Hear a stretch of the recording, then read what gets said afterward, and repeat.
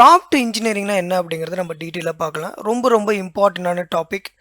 இந்த prompt engineering அப்படிங்கிறது நீங்கள் தெரிஞ்சுக்கிட்டால் மட்டும்தான் நீங்கள் ஏஏ கூட இன்ட்ராக்ட் பண்ண முடியும். அதாவது ஜென்ரேட்டிவ் ஏஏ. இந்த ஜென்ரேட்டிவ் ஏஏ அப்படிங்கிறப்போ அது சாட்ஜிபிடியாக இருக்கலாம், ஜெமினியாக இருக்கலாம். இந்த மாதிரி நிறைய ஏஐ ஃபியூச்சரில் வந்துக்கிட்டு இருக்க போகுது. இது ஒரு ஸ்கில்.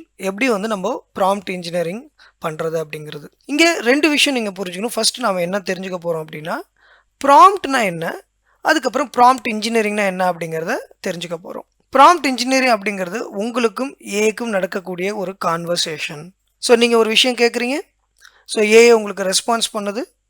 ஸோ ஆனால் அது உங்களுக்கு சாட்டிஸ்ஃபைடு இல்லை, நீங்கள் எதிர்பார்த்த ரிசல்ட் வரல. திரும்பவும் நீங்கள் ஏஐக்கு அதை ஐட்ரேட் பண்ணுறதுக்கு டீட்டெயிலாக கொடுக்குறீங்க, எனக்கு இந்த மாதிரி வேணும் அப்படின்னு.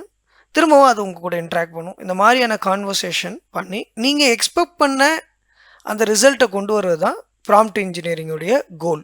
இப்போ ப்ராம்ப்ட்னா என்ன அப்படின்னு கேட்டிங்க அப்படின்னா, ஸ்பெசிஃபிக் இன்ஸ்ட்ரக்ஷன். ப்ராம்ப்ட் இன்ஜினியரிங் அப்படிங்கிறது ஒரு ப்ராசஸ். நான் ஏற்கனவே சொன்ன மாதிரி நாம் இன்ட்ராக்ட் பண்ணி நம்மளுக்கு தேவையானதை ரிஃபைனிங் பண்ணி நம்ம பெஸ்ட் ரிசல்ட்ஸை கொண்டு வர்றது தான் ப்ராம்ப்ட் இன்ஜினியரிங்.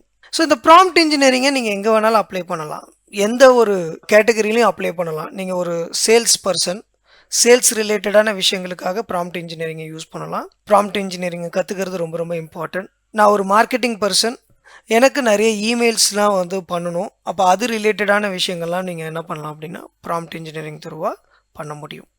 பேசிக்காக ஒரு இன்ட்ராக்ஷன், நீங்கள் ஏஐ கூட இன்ட்ராக்ட் பண்ணுறது தான் நான் உங்களுக்கு ப்ராம்ப்ட் இன்ஜினியரிங் சொல்கிறேன்.